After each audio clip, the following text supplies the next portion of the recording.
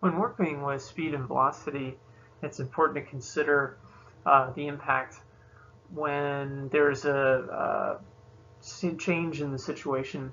Like if we here's a picture of a aviation chart of the Jacksonville International Airport, and if we consider speed and velocity during flight, there are times where the velocity will be some magnitude and then it will change. And so as we get started here, we're going to look at an overall situation in terms of driving with two different velocities. Next, we're going to take a look at this situation where we're looking at average velocity over a period of time. And so in this situation, if we drive in a straight line for 10 meters per second for an hour, and then we drive 20 meters per second for an hour, we can look at the overall average velocity. So when we break this up, we have our time, we can get it into seconds. So we have that here, 1 hour and then 60 minutes, 1 minute, 60 seconds. And so what we do is we want to break this up into two separate questions because what happens here with the first part, we're only going 10. The second part, we're going 20. So we need to get the overall average. And so if we look at the first part here, velocity is delta x over t. And we have our time that we can place in here. So our displacement is this for the first part. And then if we look at the second part, we're going 20 meters per second. And we have 3,600 seconds. We can cross multiply. And so this is the displacement for the second portion. And so now what we can do is we can look at the overall average velocity, which would be the total displacement over the total time. So our total displacement would be adding these two together. So that would be 108,000 meters. Our total time would be 7,200 seconds if we added both times because it's 1 hour each. And we would end up getting 15 meters per second, which should make sense because we spent an hour doing this and an hour doing this. So this is pretty straightforward here. What we're going to do in the next one is we're going to need the same technique. However, with this next one, it's going to require us to actually break it up like this, and because it's not going to be 15.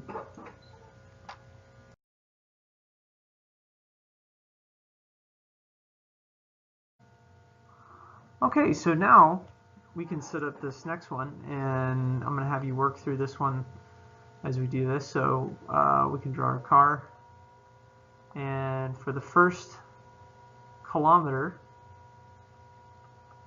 the car is going 10 meters per second, and then for the second kilometer, the car is going 20 meters per second. So now you'll need that process where you break it up into two separate ones and then bring it all together. And so go ahead and determine the total time here for both. So time and time, you know how far. You're going to need to get this into meters, so 1,000 meters, 1,000 meters. And once you get the total time, you have total displacement. And see if you can find the overall average velocity. And it's not 15 because we're not spending an equal number of time going 10 and then 20.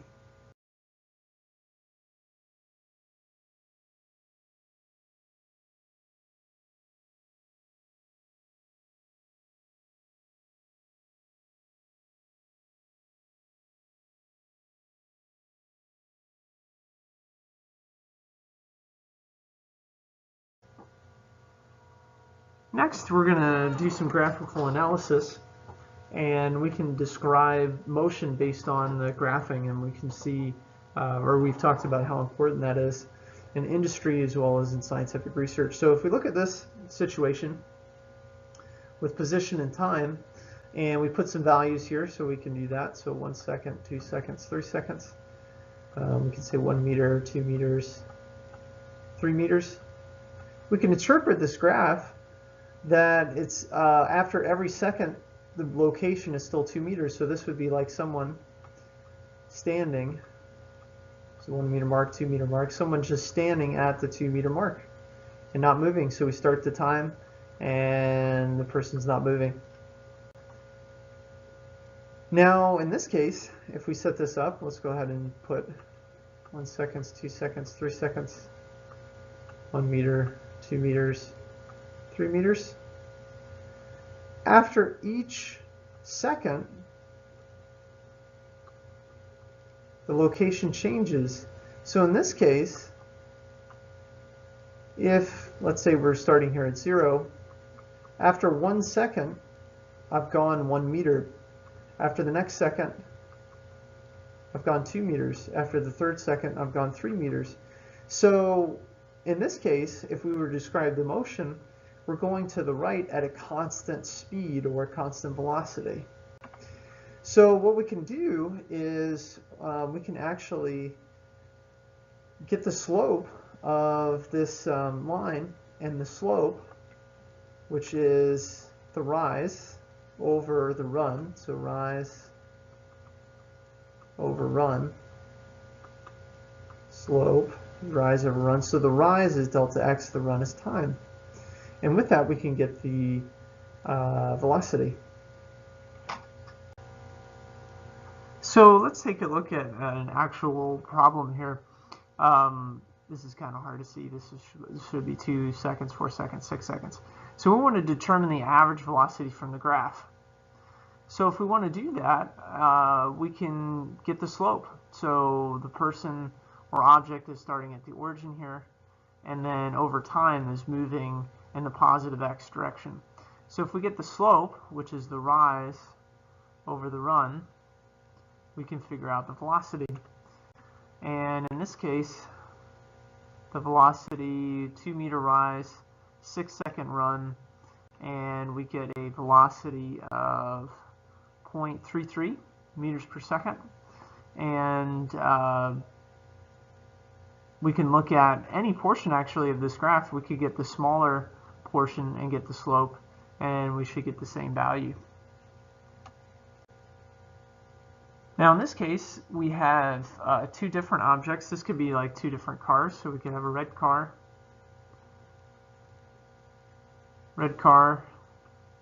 and a blue car. And if we were to describe the motion of these 2 cars, we could do that. And so if we took the slope, let's say, of the red car, the rise over the run, versus the slope of the blue car, you can see the slope of the blue car is steeper, therefore this car is going faster than the red car. And they're going at a constant velocity because the slope is constant. Now if we take a look at this one, this is a different kind of graph. This is a velocity time graph. This is actually giving us our velocity. So we could put 1 second, 2 seconds, 3 seconds here, and then we could say something like 10 meters per second, 20 meters per second, and so on. And so if we read this graph, and this was describing, let's say, this car is going 10 meters per second. That's how fast it's going, versus the blue car, which is going 20 meters per second. So with velocity, you have to be careful here because we're looking not at position anymore, but the actual velocity.